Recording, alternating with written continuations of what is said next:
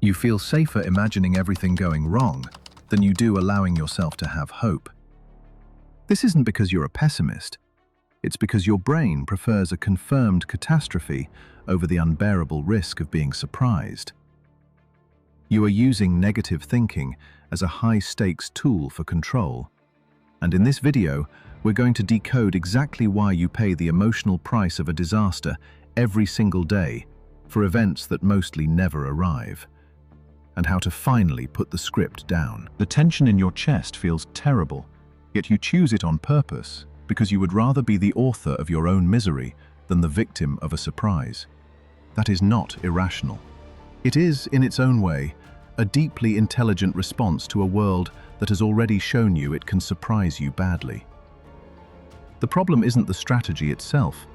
The problem is that you are paying the emotional price of a disaster every single day for events that mostly never arrive. Your nervous system is essentially a prediction engine that absolutely despises surprises, and your biological stress responses evolve to keep you alive in unpredictable environments by prioritizing certainty over happiness every single time. When you face an unknown outcome, your brain perceives that gap in information as a direct threat to your physical survival, and you attempt to close that gap by filling it with the worst possible outcome. The blank space of not knowing is something your brain hates, which is why the silence feels so dangerous when you apply for a job and hear nothing for 3 days. Instead of waiting for the truth, you invent a rejection to stop the agonizing wait. The brain isn't doing this randomly, and it runs ahead of reality on purpose because that's exactly what it was built to do. Every quiet moment and every gap in your day is an opportunity for your mind to rehearse what might come next. Researchers call it the brain's simulation system. And the basic idea is that imagining a situation activates nearly the same neural pathways as actually living through it. Your brain genuinely cannot always tell the difference between what's real and what you've vividly rehearsed. So when you picture the confrontation or the rejection, your body responds with real cortisol and a real stress cascade. As far as your nervous system is concerned, the danger has already arrived. This system evolved for short bursts of preparation, not for hours of looping through catastrophic outcomes before bed. It was designed to help you spot the lion before it reached you, not to stage the lion's attack in your mind for 3 hours while you stare at the ceiling. The problem isn't that your brain runs simulations, but rather that for some people, the simulator never fully powers down. The kinds of scenarios your brain keeps returning to are rarely random. And if you grew up in an environment where the emotional temperature could shift without warning, your brain learned something early. It learned to run ahead of reality as a survival strategy, because it figured out that predicting the explosion might help you absorb the impact before it landed. That wasn't anxiety, it was intelligence deployed by a younger version of you who needed it desperately. The issue is that the strategy stuck, and now your brain is still running the old software in a life that is often far safer than the one that taught you to scan for danger. You walk into a job interview you've already failed in your head, or you send a text and begin grieving the silence before it even arrives. You experience a calm week and begin searching for the trap door, because in your experience, calm was always temporary and always a rehearsal for something worse. Your brain isn't broken. It's just running a program that made perfect sense once and simply hasn't been updated yet. What makes this particularly difficult to see clearly is that your automatic thoughts don't feel like predictions. They feel like facts. They arrive so quickly and automatically that you accept them without questioning whether they're accurate. And the thought lands with the weight of a conclusion rather than an idea. Because you never examine the conclusion, it quietly shapes everything you feel and everything you do next. You pull back and stop trying. Then you use the outcome as confirmation that you were right all along, without noticing that your behavior made the outcome more likely. The blank space of not knowing is genuinely where all of this begins. And for a nervous system wired to scan for danger, uncertainty registers as a threat. The brain does the only thing it knows how to do with a threat, by trying to neutralize it. Since you can't control what will actually happen, the brain settles for the next best thing and decides in advance that the worst will happen. A confirmed disaster, even an imagined one, is easier to endure than the unbearable suspense of not knowing. There's a payoff to this, and that's the part nobody wants to admit. Negative thinking doesn't just feel like a burden you can't escape. It actually delivers something that feels almost indistinguishable from safety. When you expect the worst and it happens, there's no shock or free fall because you already lived through it in your mind a dozen times. This means the real event lands on a nervous system that has already partially processed the grief. When you expect the worst and it doesn't happen, there's a brief relief because you survived again and the disaster never materialized. This creates a feedback loop that's nearly impossible to interrupt from the inside because pessimism keeps delivering small payoffs that feel like evidence the strategy is working. What you're doing is preemptive grieving, and you mourn the relationship before it ends or rehearse being fired before you receive any signal that it's coming. You pre-process the humiliation of failure so that if failure arrives, you've already paid some of the emotional debt. The logic underneath it is that if you hurt yourself first, you maintain some control over how much you hurt. If you expect nothing, you can't be destroyed by losing something. And if you decide it's already over, nobody can take it from you by surprise. This is why positive thinking advice tends to miss completely, and telling someone to just focus on the good things lands like a request to walk into a dark room without a flashlight. The person hears it, and they may even want to believe it, but the body rejects it because it has learned through real experience that hope is what gets you hurt. Hope requires you to leave yourself open, and it demands that you care about an outcome without knowing how it ends. For a nervous system trained on unpredictability, that openness feels less like optimism and more like recklessness. It feels like standing in a field during a storm and refusing to take cover because you've decided to believe the lightning won't find you. Pessimism, in contrast, feels like building a shelter where you are not happy, but you are not wet and you are not surprised. The shelter feels like wisdom and experience talking, so you call it realism, and you tell yourself you're just being honest about how things tend to go. You point to the times you were right as evidence that your negative expectations are accurate rather than self-fulfilling. In doing this, you build an airtight internal case for why pessimism is simply the mature response to a world that has already shown you it can't be trusted. But the weight of living inside that shelter every single day is something you try not to examine too closely. The shelter that was supposed to keep the storm out is also keeping everything else out, including the unexpected good news and the moments that catch you off guard in the best possible way. All of it gets filtered through a nervous system that has decided in advance it already knows how things end, so it stops really looking.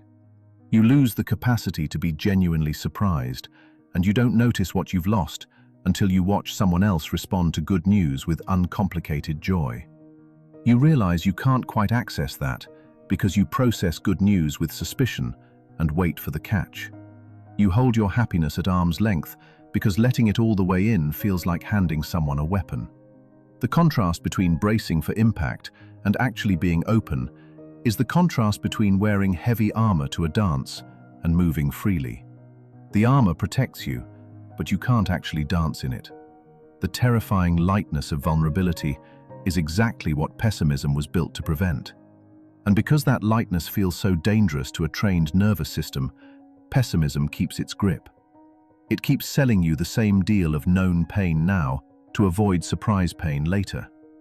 Every time you take that deal, the armor gets a little heavier, and the distance between you and your own life grows a little wider. Staying in a state of perpetual hypervigilance exacts a massive physical tax on your body because your brain genuinely cannot distinguish between a threat you vividly imagine and a physical threat standing right in front of you. When you rehearse a bitter argument in the shower, your adrenal glands immediately flood your bloodstream with cortisol and adrenaline, forcing your physical body to endure the exhausting chemical reality of a crisis that exists entirely within your own imagination. Your heart beats faster and your muscles tighten as you defend yourself against a ghost, And the result is that you step out of the shower completely exhausted before your day has even begun. This constant physiological arousal drains your energy and destroys your ability to remain present in your actual life, which is why you might sit across the table from someone you love while your mind wanders into a dark fantasy about their inevitable betrayal. You are physically located in a perfectly safe and quiet room, but psychologically, you are fighting for your life in a war zone of your own creation. Choosing this known misery prevents you from spotting the subtle opportunities for connection that surround you every single day, and you end up missing the joke, the warm glance, and the chance to simply exist without defending yourself.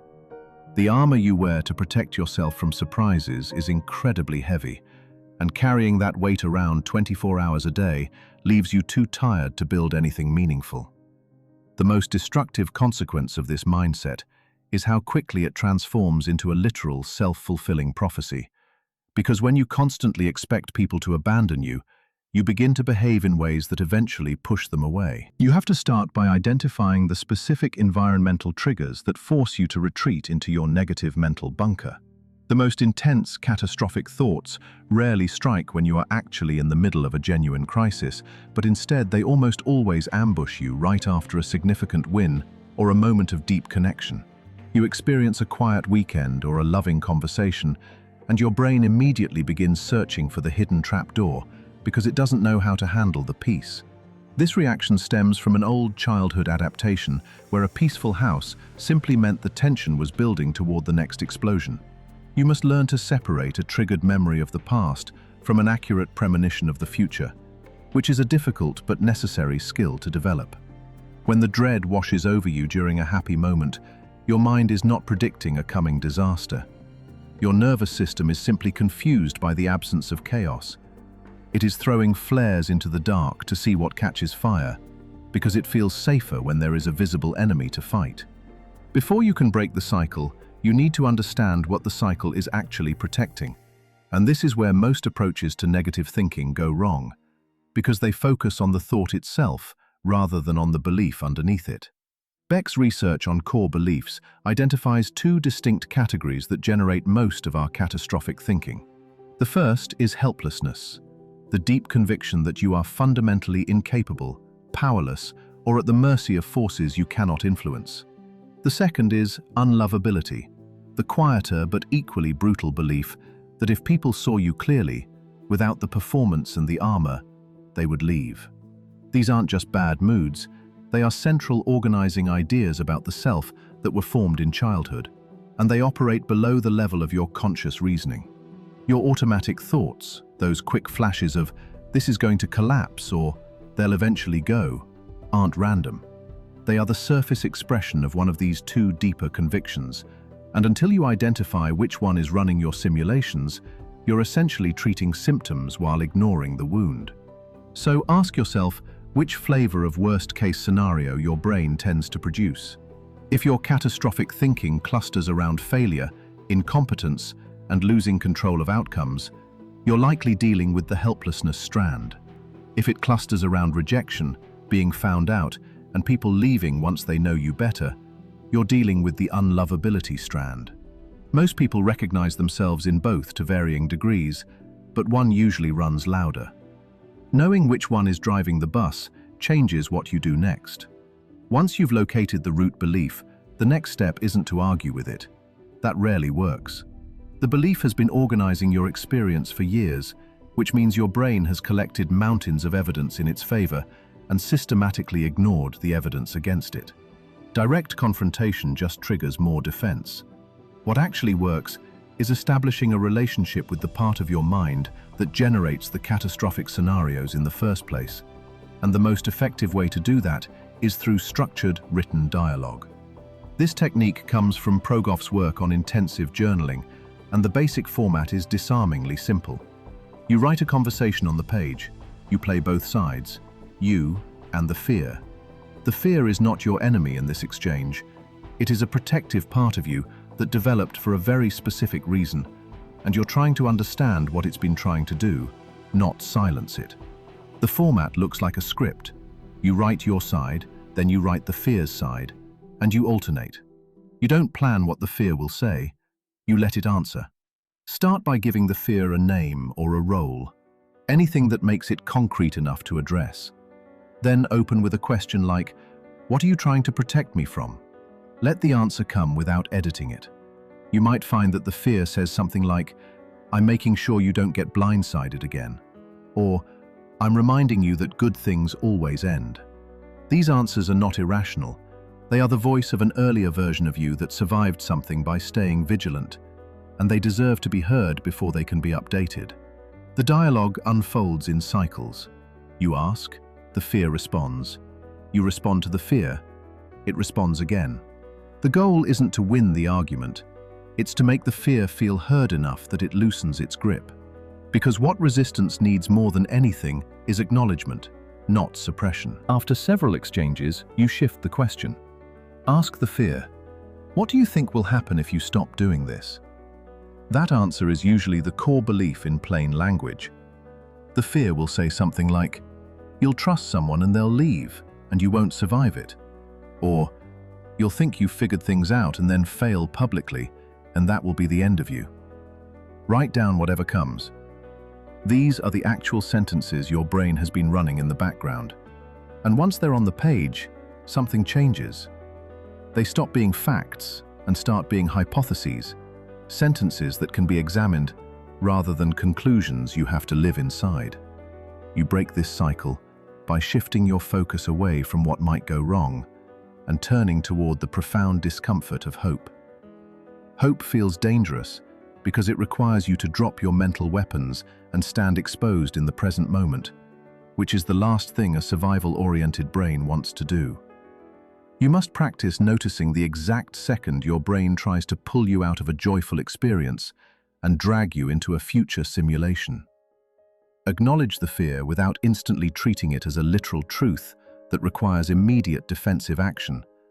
And remind yourself that your thoughts are just data points, not prophecies, and that a hypothesis written down on a page is not the same as the future. You have to completely redefine how you look at vulnerability if you want to escape the trap of catastrophic thinking for good. Right now, you probably see being vulnerable as a fatal weakness or a foolish way of leaving yourself open to being destroyed, but that perspective is exactly what keeps you stuck. You think that caring about an outcome without having a backup plan is just asking for a world of hurt, yet the willingness to be uncertain is actually the absolute requirement for any real success or deep connection. You cannot experience the reality of love or achievement if you insist on wearing heavy emotional armor to the event, because those barriers block the good things just as effectively as the bad ones. The human mind cannot selectively numb emotions, which means when you try to kill your capacity for sudden pain by expecting the worst, you simultaneously destroy your ability to feel sudden joy. Vulnerability simply means stepping into the unknown without a script and showing up without having already decided how the interaction will fail before it even begins. It means trusting that you are strong enough to survive the outcome, whatever that outcome happens to be, rather than trying to pre-calculate your survival every second of the day. You have spent years trying to avoid feeling helpless, but true strength is knowing you can handle helplessness when it arrives, and that distinction makes all the difference in how you move through the world. This shift you are looking for has a specific name in personality research called the locus of control, and it refers to where you believe the real source of power in your life actually sits. If your locus is external, you operate as though outcomes are determined by forces outside of you, like luck, other people's moods, or the unpredictable machinery of a world you cannot influence. Your only available response to that kind of world is hypervigilance, which is exactly what catastrophic thinking provides, by scanning everything and predicting the worst just to feel like you are doing something. But when your locus shifts internal, the question changes from "what will happen to me" to "what do I do with what happens?" which is not a denial of risk, but a completely different relationship with it. This shift does not happen by just willing yourself to think positively, but rather by practicing a very specific kind of attention toward what you can actually change. You cannot control the random actions of other people, the sudden shifts in the economy, or the fragile nature of human health. And spending your mental energy trying to predict these external factors is a massive waste of resources that leaves you chronically depleted. What you can control is your character, your immediate responses, and your willingness to repair things when they break down. When you stop trying to manage the external world through worry, you reclaim enormous amounts of energy that were previously tied up in running disaster simulations, and that energy finally becomes available for handling what actually arrives. This is where the dialogue work pays off in a concrete way, because after you have written out the fear and identified the core belief it is protecting, you can add a third voice to the page. This is the voice of the person who already knows how to cope, not some ideal future version of yourself who is fearless and unbothered, but just you as you are right now, with the actual evidence of having survived difficult things before. Write from that voice and ask it what has already happened that you made it through, or what you did when the thing you feared actually arrived in the past. The answers are usually much longer than the fear expects them to be, because you have, in fact, survived things. But the fear does not have access to that data, since it only knows the threat and not the recovery. You can implement this new framework for navigating the unknown by noticing which domain of control you are operating in during your daily life. When a catastrophic thought arrives, ask yourself if what you are worried about is something you can actually influence right now, or if you are trying to mentally control something that belongs entirely to the external world. If the answer is external, the thought gets labeled and set down without a fight or any further analysis. You note that it is there, recognize it as the brain's attempt to manufacture certainty in a place where certainty is not available, and then you return your attention to what is actually sitting in front of you. You must accept that navigating life without a negative narrative requires you to grieve your old illusions of safety. You will feel remarkably naked when you stop bracing for impact, and your brain will likely scream at you to put the defenses back up immediately. You have to endure this withdrawal period without rushing back to the familiar comfort of catastrophic predictions, letting reality be reality, and allowing events to flow forward as they will. Your nervous system will interpret this new openness as a threat because it is so accustomed to the weight of dread, which has been its constant companion for years. The dread feels like protection while the absence of it feels like carelessness, but that confusion is not a sign that something is wrong. It is the sign that you are actually changing. You will feel an intense urge to figure out what is wrong when everything is actually fine. But you have to sit on your hands and let the quiet moments remain quiet. You must teach your body that the absence of a crisis is not the start of an ambush. And this takes time and deliberate practice to finally sink in. You are essentially rewiring decades of survival programming that kept you isolated but feeling secure. And that process is never going to feel comfortable when you first start. Choose the risk of profound joy over the suffocating, sterile comfort of a guaranteed disaster. The worst-case scenario might actually happen one day, but rehearsing it 1,000 times will not make the reality any less painful when it finally arrives at your door. It will not soften the blow, yet you are currently paying the emotional price of a tragedy every single day for events that mostly never materialize. You suffer the grief of a breakup that has not occurred, and you endure the humiliation of a firing that exists only in your head, which is a heavy tax to pay for a safety that does not exist. You subject yourself to 1,000 tiny tragedies just to make sure you are never surprised by a real one. But this trade-off is costing you your life. Drop the defensive posture, step out of the mental simulator, and let yourself participate in the actual world as it is. The world is unpredictable and messy, but it is also the only place where you can actually live and find meaning. When you finally tally up the true cost of this predictable pain, the illusion of control shatters, and you see that your mental rehearsals are not preparing you for reality at all. They are distracting you from it. You are trading your actual life for a poorly written script about a disaster that will probably never arrive. You have the power to put the script down right now and choose to walk into the next room without knowing exactly what will happen. You can choose to answer the phone without predicting the bad news. And you can choose to let a good moment simply be a good moment without looking for the catch. You are strong enough to handle the surprise. The armor served a purpose once. when you were younger and the environment actually required it. But you are not in that environment anymore, and the armor doesn't know that yet. You have to be the one to tell it. So that is the mechanism.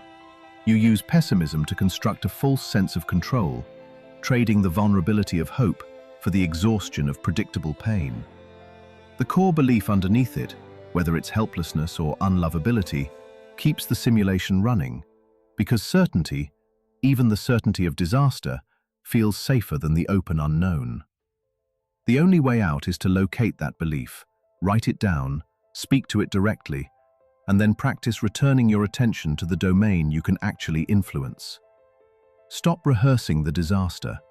Start building the capacity to handle whatever arrives. That capacity is already there. You've been using it to survive. Now you get to use it to actually live. Tell me in the comments, which one runs louder for you, helplessness or unlovability? And subscribe if you want more of this.